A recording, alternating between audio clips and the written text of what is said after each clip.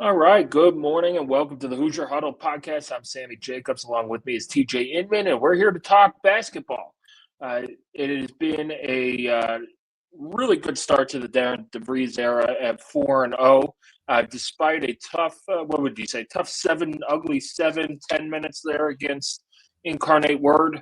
Um, but a lot of positivity. IU comes ranked 25th in the coaches poll, sitting around 27th in the AP poll.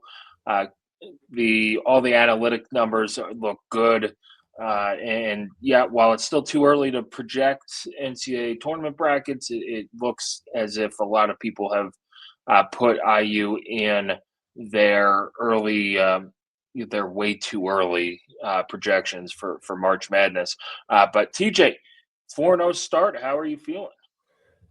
But you're right. It was a bit of a difficult 8 to 10 minute stretch against Incarnate Word, but overall, very positive performances for the first three games, and then uneven performance against Incarnate Word. There were some still encouraging things about that. Mainly, the first half defense against Incarnate Word was really fantastic. Um, and I think it's not necessarily good, but potentially advantageous for the coaching staff to be able to have a game like Incarnate Word on film to show the guys, hey, here's what happened that caused our ball movement to get stagnant in that second half. Here's what they were doing on defense that caused us to lose our tempo. And here's examples of where frustration on offense carried over to a bit of a drop in the intensity on defense. And I think that will be a good thing for them to see. I think it'll also be a good thing. There are going to be games where Lamar Wilkerson, you're in foul trouble, or you're not shooting well. Tucker DeVries, you're not shooting well. We're not getting our 3-pointers to drop. What do we go to? And this Incarnate Word game, particularly the second half, was the first time that they've had to face any type of on-court adversity. And it's good to be able to get that kind of encountered before you're playing a Big Ten game or before you're taking on Louisville at Gamebridge. So that's not to say that, they encountered it, so it'll never happen again. It will happen. But good to see it in a game that you were still able to win relatively comfortably. I mean, it never felt like IU was actually going to lose that game. And the metrics did drop a little bit. I think IU dropped down 4 or 5 spots in Ken Palm after that game. But nothing that's going to anchor your resume, or tank things. It's an okay thing to have happen. But some things to keep an eye on, right, as we move to Thursday. Yeah, there's definitely things to keep an eye on. The free throw shooting was well below what they were doing, but water finds its level. Like guy like Sam Alexis was shooting over 90% from the free throw line, and he's like a 75 or 70% career shooter from the line. So eventually it's gonna, I hate the term playing to the back of your baseball card because the Yankees use it all the time, and it's usually a washed up guy who's not going to play to the back of their baseball card. Sorry, 40-year-old Jason Giambi's not going to hit 40 home runs like 22-year-old Jason Giambi. But yeah, it's stuff like that. We knew, going into the season, the big question was, what is IU going to do when the shots aren't falling? Yeah. And they were 5 of 24 from 3.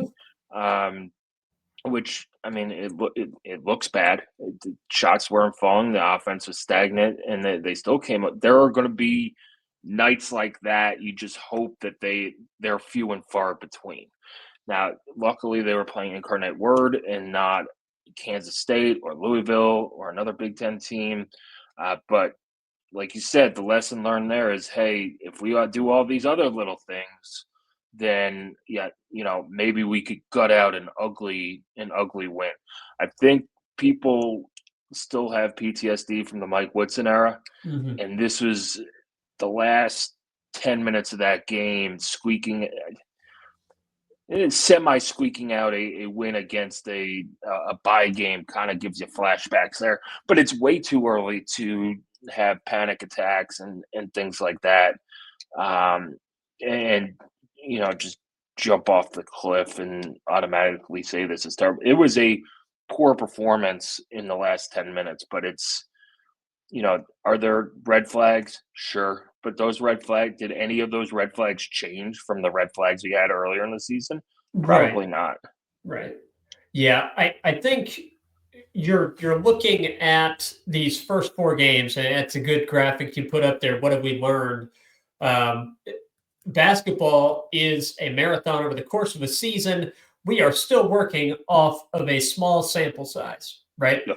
4 games in football, you can start to draw some conclusions depending on who the opponents were. 4 games of a college basketball season with only one of those games being against a power conference opponent, and a power conference opponent that we're still not sure the quality of that team, right? Marquette, they lost in overtime to Maryland. So let's say a mid-level Big Ten team at perhaps their highest, most optimistic viewpoint of what Marquette is this year. So a small sample size against competition that is, I would say, one pretty poor team in Alabama A&M, one decent power conference team in Marquette, one good mid-major team. I think that the Milwaukee game, I think Milwaukee will be one that you look back on and say, I'm impressed that we blew them out the way that we did. It's not that, I'm surprised they beat Milwaukee. No, to handle Milwaukee the way that IU did, I think that will be an impressive one. And then Incarnate Word, that's a performance that you hope is a bit of an aberration. So what have we learned overall? I think you can look at it as Indiana is a team that needs to develop further depth, that needs to come in the form of Josiah Miles, doing more than just being an energy guy. I think you do need to get some scoring punch from Josiah Miles when he's in the game. Not to say that he's got to come in and give you 10 points, but he needs to be capable of hitting some shots. Yep. Nick Dorn, we have learned that he looks the part, and is still definitely working his way back into game shape and into some form of rhythm. And Indiana needs him really to step up and be a consistent option for them. I think that we have learned that the combination of Sam Alexis and Reed Bailey does a lot of things well, but I do think it is fair to have some concern about how stout Indiana can be on the interior against bigger opposition and more physical opposition. That goes with more than just rebounding.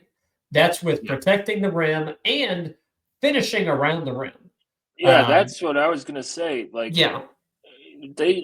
IU needs to finish around. Look, I get some of it is fouls, and it's not going to go in all the time.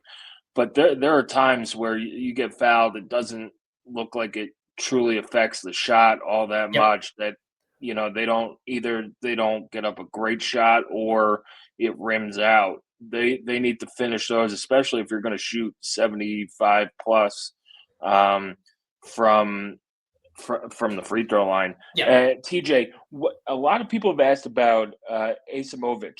Is he going to redshirt? He's a 6'10", 240-pound freshman from Bosnia. He's not listed on any of the availability reports. There's no injury that I know of. But it seems like IU could use a 6'10", 240-pound dude right now. Yeah, the current belief, and this is just based on what we've seen in the games so far, my opinion is that if he were going to play, if he were going to be a part of the on-court product this season, he would have been in the game against Alabama A&M. He would have gotten minutes.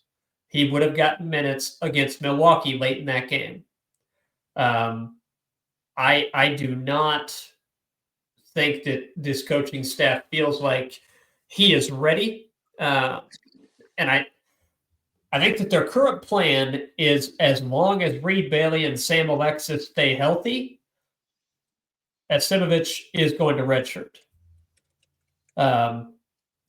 For those that are unfamiliar, if you play during the season, you do not redshirt, barring some injuries that can change that. So let's say that you play in 15% of the games early in the season, and then you get injured, you can get that redshirt year because you were unable to finish the season.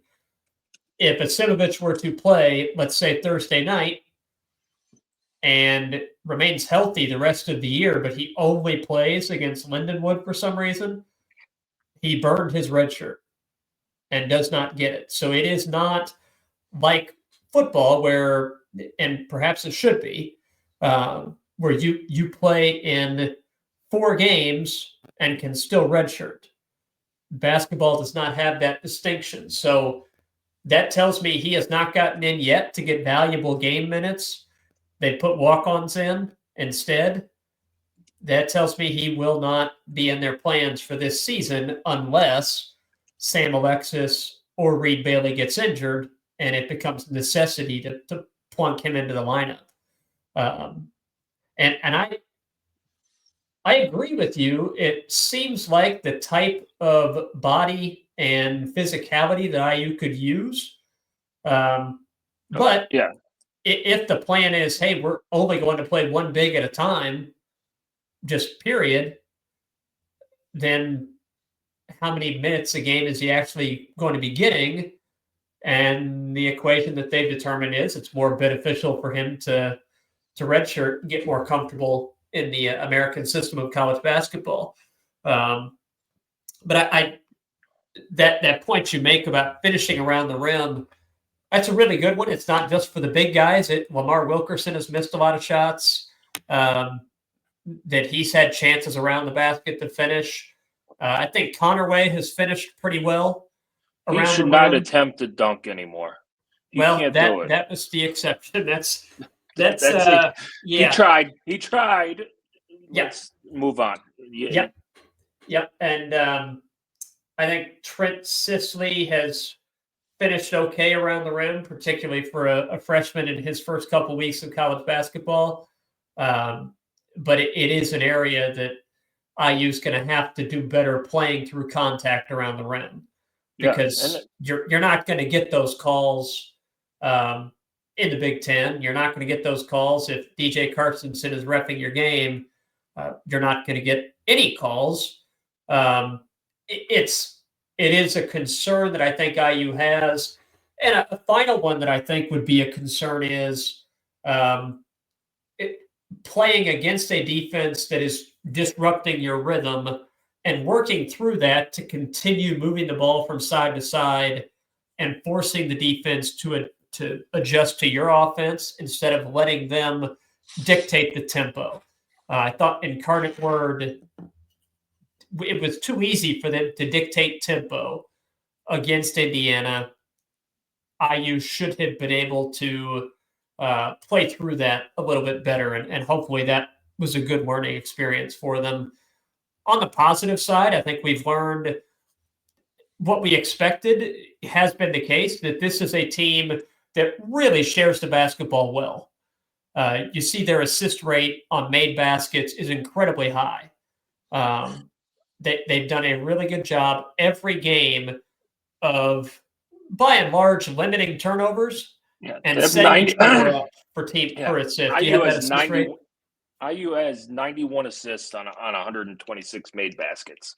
Yes. Yeah. That's, I think we expected it. Darren DeVries talked about it before the year about this team being really unselfish and doing a really good job of sharing the basketball. We've seen that play out. They've been a pleasure to watch pass the ball and set each other up for success. And that has been a consistent theme through all 4 of the games. Yeah. And I do think that we have also learned with Indiana's perimeter shooting, particularly Tucker DeVries and Lamar Wilkerson, they've got a pair of guys that have a gravity to them on offense. They drag the defense to follow them wherever they go and have extra focus on them at the 3-point line. And they're both capable of getting red hot and carrying Indiana for stretches. That it is probably going to be kind of streaky. That's the nature of that. But I think that we've seen it with Wilkerson. We've seen it with Tucker DeVries in that first half against Marquette. They are both capable of getting on hot streaks and kind of single-handedly going on a 10-0, 12-0 run to flip a game. And that's, I think, going to be a weapon that IU has at their disposal that a lot of teams just don't have. And it's something we've seen previous Indiana teams get burned by, is guys that, a 3-minute stretch, they knock down 3 3-pointers, and a game that was tied, you're now down by 10 and take a timeout to try and figure out what to do. Indiana's got that. Yeah. A final thing that I would add in, I think that it is sort of telling so far to me, and I don't know if it's going to be the case long term, but it does look like Reed Bailey starts, but Sam Alexis is probably going to play more, given the elements that he brings with rebounding, physicality around the basket, rim protection. He's got a really good understanding with Tate and Connerway, and some with Connor Enright on kind of pick and roll to the basket, getting himself open for lobs around the rim. And Reed Bailey does a lot of good things too, but it looks like Sam Alexis, given the offensive punch and the passing that Indiana has at other positions, it kind of looks like Sam Alexis offers things that Reed Bailey doesn't, that is going to get him on the court for more minutes than what Bailey's going to see. Yeah, and right now Sam Alexis is averaging about 2 or 3 more minutes per game, more than Reed Bailey, but a lot of that could be skewed by the Marquette game where Reed Bailey played like 6 minutes and picked up 18 million fouls. Let's look ahead at the week that is. TJ, you got Lindenwood coming up on Thursday, and then we'll get into also it's the week plus. Bye week throws me off for football, and then Thanksgiving. So week plus, it's a week if you include next Tuesday, you have Kansas State, which I think will be the next mile marker for this team. Take us through Lindenwood real quick. Yep. So they are currently 2-3. They're members of the Ohio Valley Conference. Traditionally, this is going to be a 300-plus KenPom team. To be blunt, Indiana should not have any problem with these guys. A common opponent, Alabama A&M, that Indiana dispatched very comfortably. Alabama A&M just hosted Lindenwood as part of a tournament called the Bulldog Bash in Huntsville, Alabama, and Alabama A&M beat Lindenwood in a competitive game. So that's roughly the level you're looking at, is an Alabama A&M type opponent. They do have some size. One of their starters, 6'10", 240 pounds. So, a bigger, less mobile big. And that could present a bit of a challenge for Bailey and Alexis, but I would anticipate you'd be able to make him move and make it a problem for him. Their backcourt, decent, but undersized. You're looking at 6'2" and 6 foot, and that's their listed height. They're not that big. So Wilkerson and Connerway are going to be a big problem for those guys. Tucker DeVries is going to be a problem for him with his size. I think that's going to be an issue for Lindenwood. They give up just about 10 3-pointers made per game. So on paper, a good opportunity for Indiana to get back into a rhythm on offense and make sure that poor shooting performance from the Incarnate Word game on Sunday does not turn into a trend, right? To just have that be a one-off, got that out of your system, and you get that confidence and rhythm back in your perimeter shooting against the Lions on Thursday night.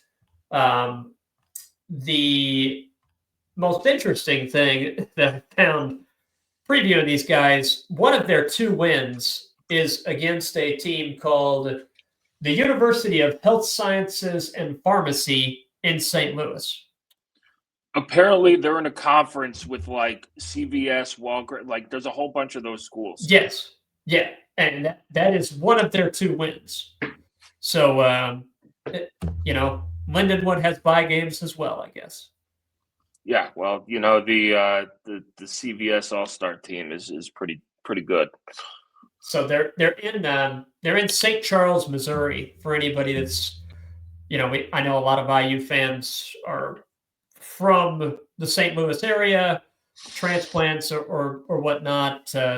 St. Charles is relatively close to that. They've lost to St. Louis, who is, I guess, kind of their local rival.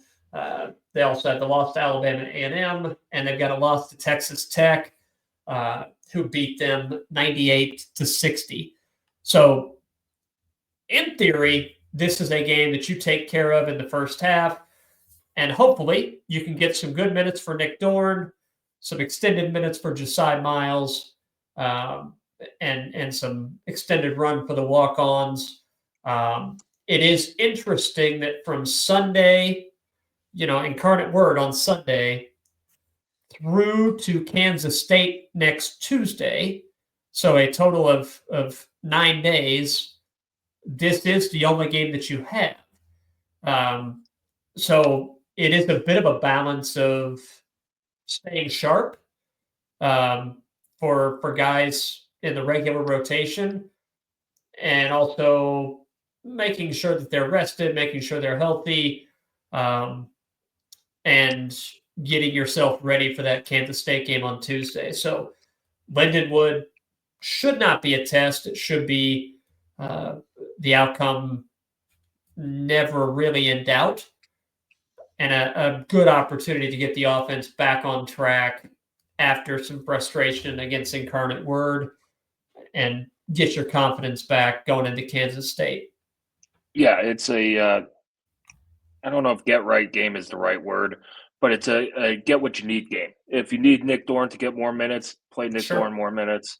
If you need your offense to start clicking again, that's what you work on, and things like that. Kansas State to me is a real interesting game. I watched them against the last 10 minutes against Tulsa last night because I found out that they were on ESPN Plus thanks to our thread on the board. So looked at the other, I think, Big Ten games or games of note on there. They beat Tulsa. It was 2 points, right? Or one? Yeah, and Cal, they beat them in the game before that. I think it was 99-95. Kansas State, high-powered offense and defense has not been a strength so far. But they have really put up some points. So take the over? 99-96 against Cal. Yeah. So I called this game the next mile marker.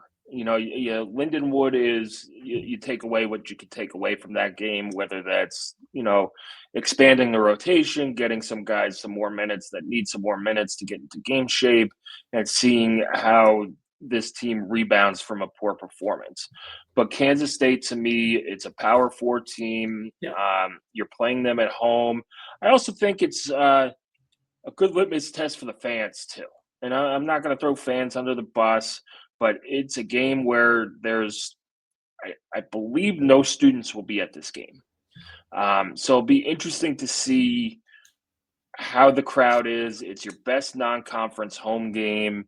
It really hasn't been publicized like previous best non-conference home games in other years when you're playing. Look, it's not North Carolina, it's not Duke, it's not Kansas coming in a couple years ago, Right. but there just has been no buzz about it. I'm interested to see who's taking a flyer on this team right before the Thanksgiving holiday, and can IU have that big game home court advantage that they've been used to in the past? So what needs to happen outside of a win? Because this is what would be a quad 2 game ish. Very likely, yes.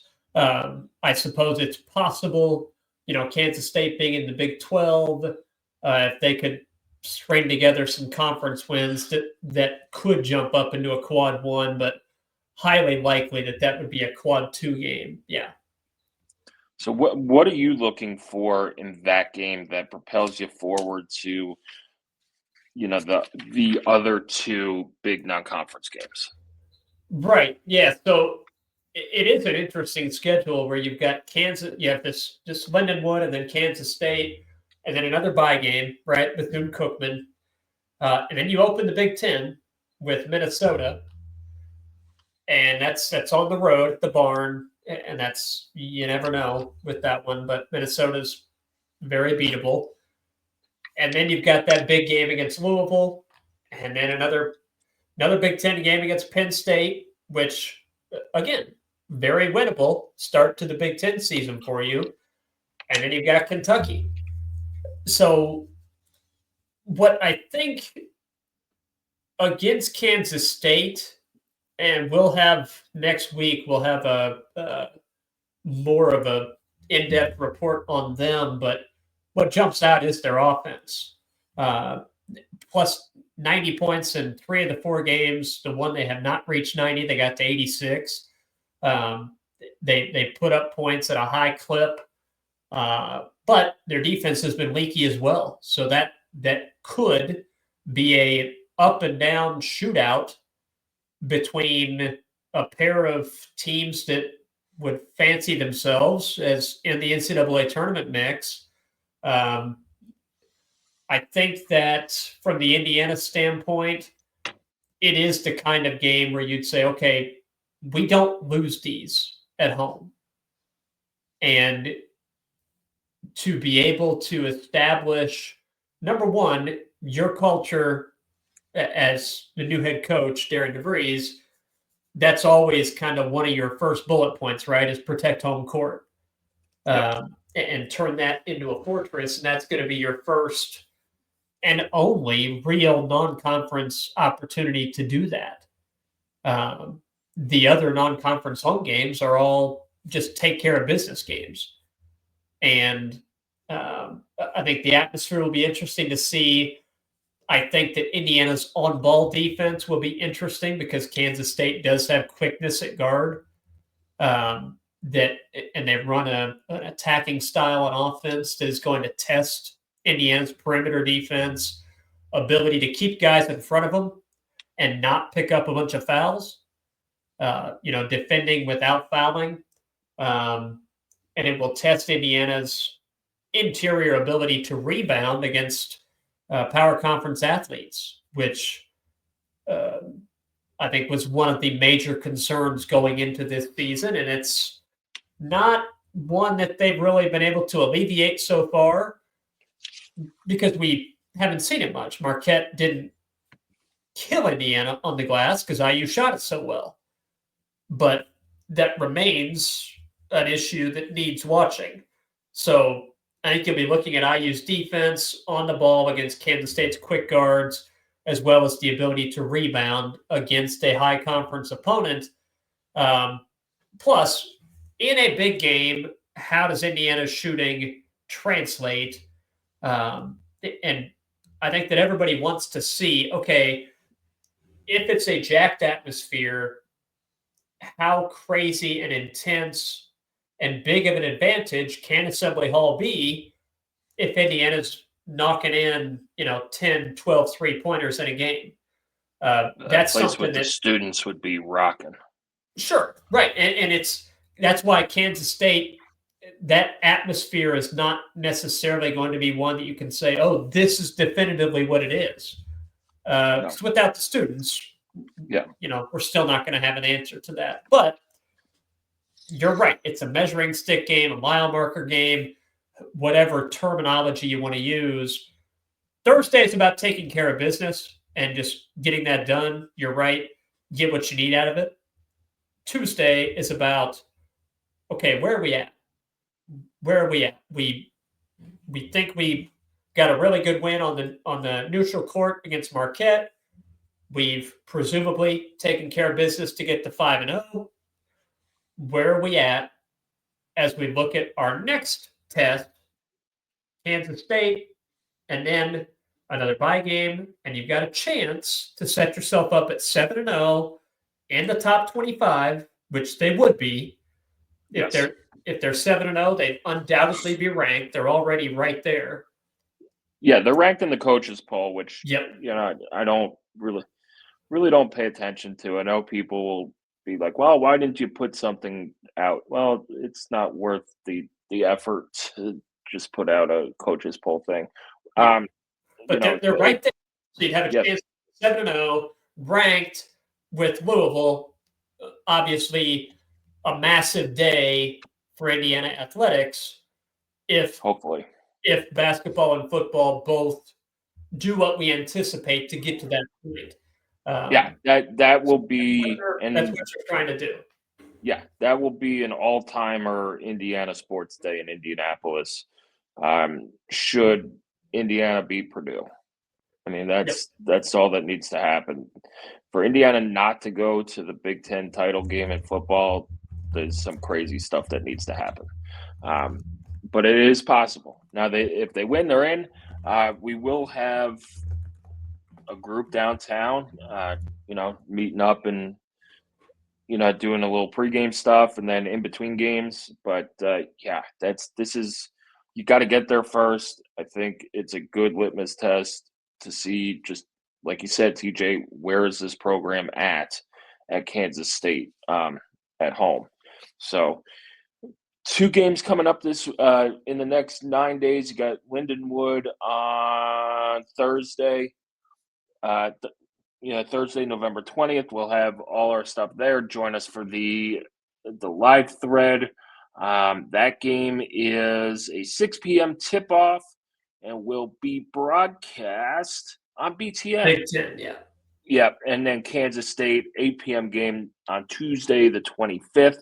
And that game will be on Fox Sports 1. Of course, Indiana football is on a bye week, and then they kick off against Purdue in the old Oak Bucket game on NBC on Friday night at 7:30. Looking to go undefeated, looking to clinch their spot in the Big Ten title game so they could sit back on Saturday and see who they're going to play. Keep coming back to HoosierHuddle.com. Follow us at Twitter at Hoosier_Huddle. Thanks for watching and listening. Subscribe to our YouTube channel. Sign up for a membership. We are going under a site design. TJ, you saw it this morning. Any thoughts on it that people may like? I think that it is going to be a different look, a fresh look. I am probably the last person that anyone should trust for visual judgment on graphics or how something looks. But the good news for people, I did not design it, so it's going to be great. Yeah, it's not gray on black type and stuff like that. So it looks sharp It does. to me. It does. So we work with Underfour Creative.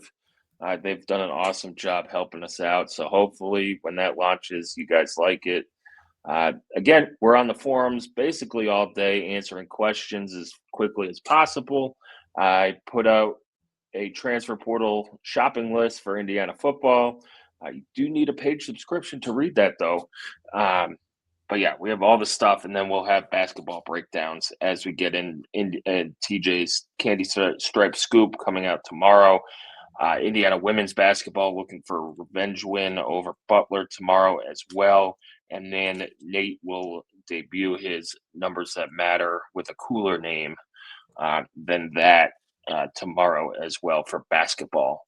So we'll get into some analytics there. So that does it for today's podcast. Thanks for listening.